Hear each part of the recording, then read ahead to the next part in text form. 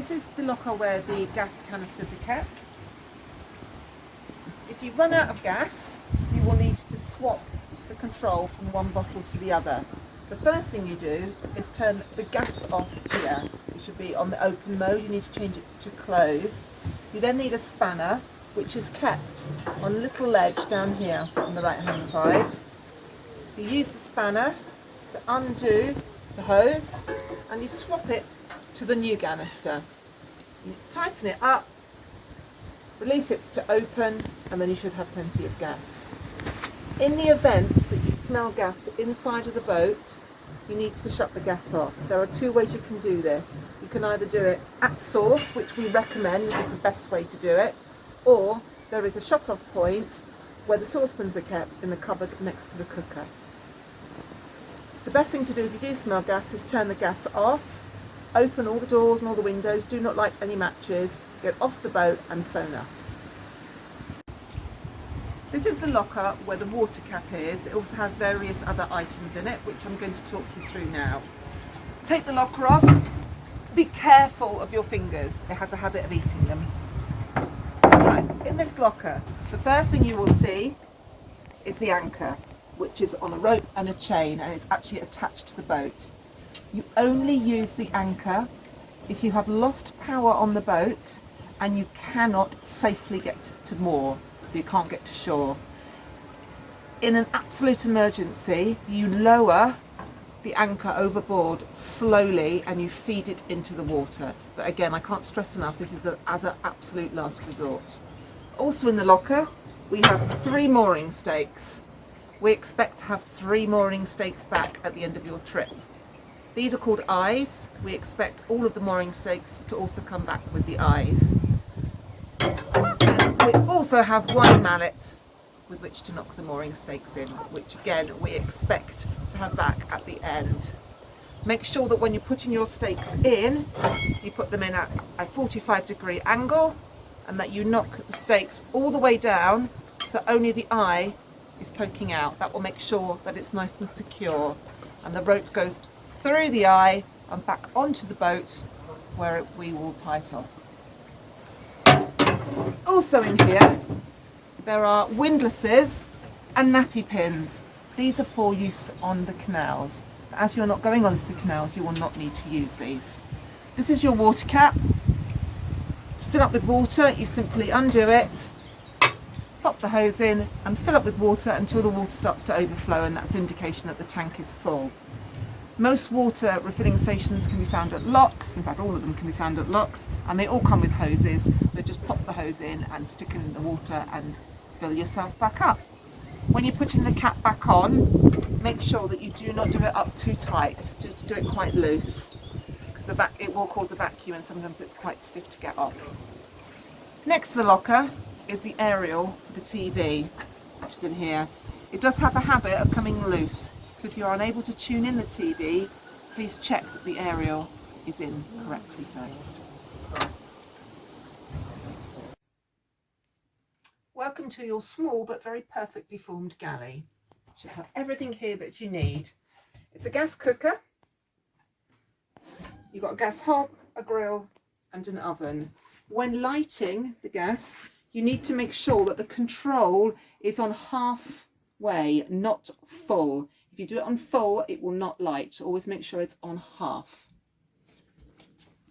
The gas shut-off is in the cupboard under here, or alternatively, you can go to the gas bottle itself, which is what we would recommend for you. Underneath here is your bin, and here is your fridge freezer, which runs on 12-volt electricity.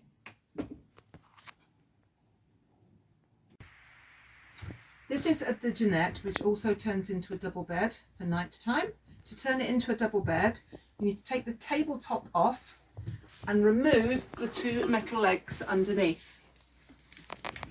There is a cupboard underneath here. In that cupboard, you will find 2 short legs and all of your bedding. So you take the short legs out, put them in the holes, and you put the tabletop back on. You then use these 2 cushions here to fill in the gap, and you've made your double bed. In the morning, all you need to do is get the long legs out and put it all back together again. This is the TV. This TV has an Amazon Fire Stick in it already installed, so you just have to press and go. In order to make the TV work, you need to make sure that your inverter is on, so you've got your 240 electricity. Once your electricity is on, then you can operate the TV. If you're watching normal TV, i.e. Freeview, you will need to make sure that you tune the TV in, because you're going to be moored in a different destination every day. So you simply go into auto tune and tune it to the desired channels. For the Fire Stick, you just need to make sure that the 240 is on and that the Wi-Fi is working.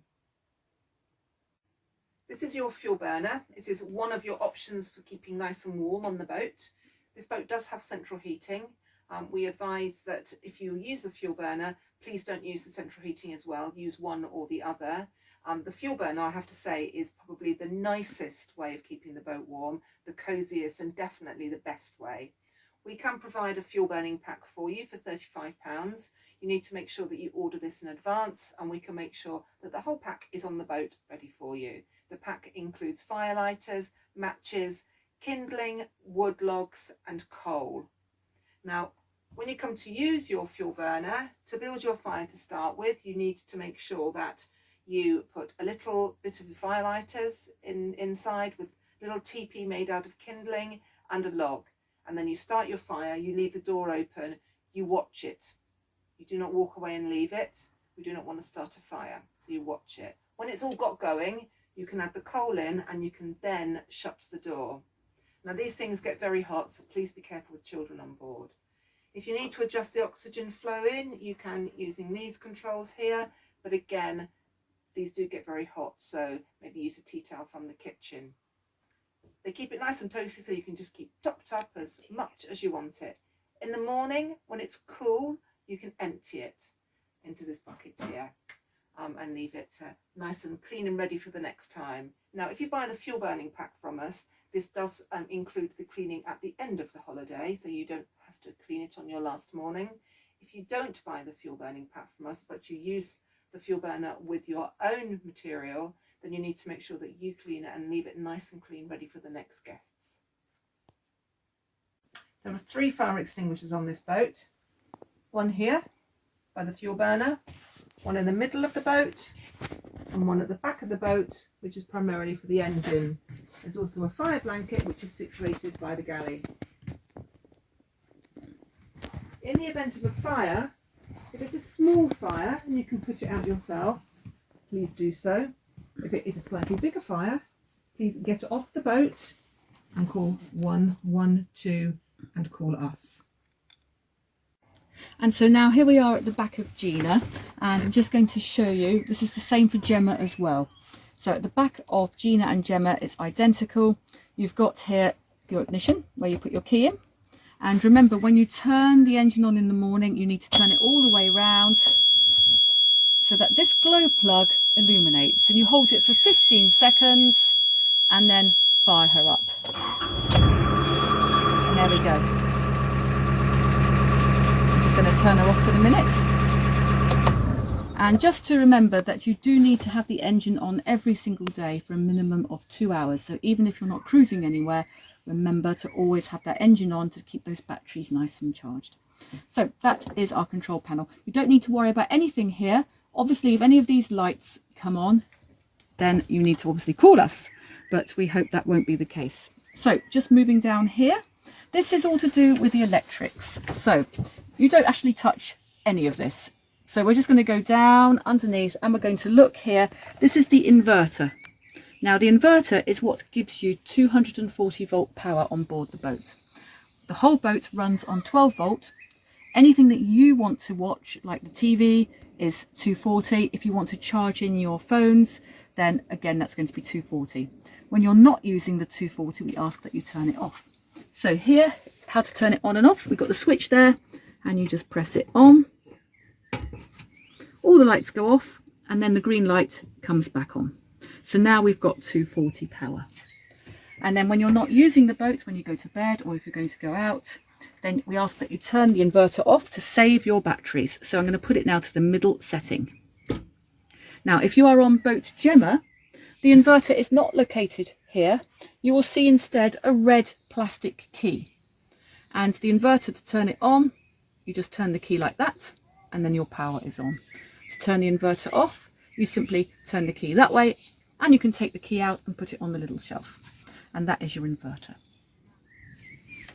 Going around here now is your fuse board. This is basically everything inside the boat. So at the moment, everything is turned off. I'm just going to turn it on. Basically, you don't need to touch this. This is basically something that doesn't work. Your first port of call is, are these switches on? So this is your fuse switch. And that is your electric. Central heating, should you require it, is here. Obviously in the summer months, one hopes you won't need it, but if you need to turn the central heating on, you just pull this out about 2 centimetres and the central heating unit will fire up. It's located inside the engine bay, and then your central heating will then come on. To turn it off, you push it back in. This is a bathroom. This is your shower here. In order to have the light in the shower, you need to make sure that it's turned on, otherwise you'll be having a shower in the dark.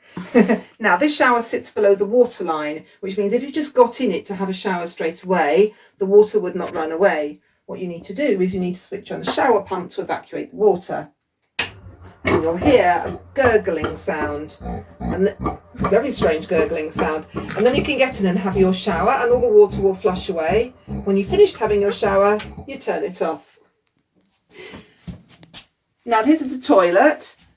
The toilet panel, the flush panel, is slightly different depending on which toilet you're in. This particular one has a 2 flush system. This button here will actually fill the toilet bowl with water, and this button here will actually drain it all away.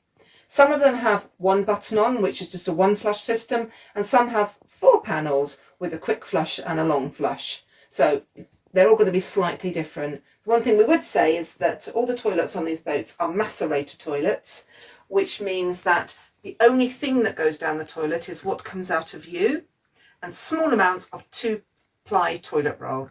We provide 2-ply toilet roll. Please do not put anything else down there, including quilted. The macerator will get blocked, and there is a £75 fee for unblocking the toilet, because some poor soul has to unblock it, which is not a very pleasant job. So if you're hiring the boat for a week or more, then you will need to do a pump out mid-stay. Usually after about 2 or 3 days, you will need to go and find somewhere to do a pump out. Now this will be at a lock. Certain locks on the River Thames offer a pump out facility, and you can find out which locks do this in the Nicholson guide. So when you go to the lock, go and purchase a lock card from the lockkeeper for the pump out. They cost about £10. Once you've got your card, you then take the boat, you moor at the little service jetty next to the lock. You'll see it's just a little bit further on. Lockkeeper will tell you where it is. And you moor up next to the pump out machine. And it's also a good opportunity to get water as well, because next to the pump out machines is usually the fireman's hose, brightly coloured red, which you can then use to load up with water as well. So going back to the pump out, you need to get your pump out key, which is located where you put the keys in ignition. There's a little shelf there, and you will see this little device here. Okay, so on Gina, there are 2 places for the pump out. Now this is Gemma, so she only has 1 here because her other bathroom is located on the other side over there. So if you're mooring up next to the pump out, I would always do the one that's furthest away first. So in preparation, what you do is you take the key and you put the hexagonal bit into here, unscrew, and then make sure I've put this safely on the roof. You then take the pump out hose from the machine. We've got this one already. And what you do, you would do the furthest away one first if you're on Gemma. If you're on Gina, you would put it, there are 2 places here, you'd put it in the one nearest the engine first. So I'm going to put it in here for now and just get it all ready to go. Now you'll see that this handle is in the right angle position. That means that that is sealed and it's not going to start just yet. So having got yourself all set up and ready, you then take your pump out card and you'll go to the machine, and you'll see on the machine there's a place, lots of instructions, there's a place to put the card in, and then you press the button. Now it's important to wait 60 seconds before you do anything else. That's to get the vacuum created. After 60 seconds, put this handle in line with the hose and you will see the contents now being sucked out. So after about 5 minutes, when you see that it's mainly air coming through here now, put this into the right angle position, take it out and then transfer it to the other hole. So if it was on the far side, you'd now put it to here. If you were on Gina, you'd be putting it in the other hole. Put it in line, and continue the process. And then when it's finished, you'll see that nothing else is now coming out really. You then put this into the right angle position. Now if you want to, you can get the little hose, there's a small hose next to the pump out, and you can just put a little bit of water in there and then suck it out a bit more. That's just to give it a bit of a slosh around, just to get it nice and clean. But you've only got 10 minutes for your pump out. So the important thing is just to pump out. Okay, so when you're finished, you take this out, put it to one side. The machine will turn itself off automatically. Take the cap, don't forget to put the cap back in the hole. And you can just screw it in and then finish screwing it in. So it's nice and tight. It does have to be airtight.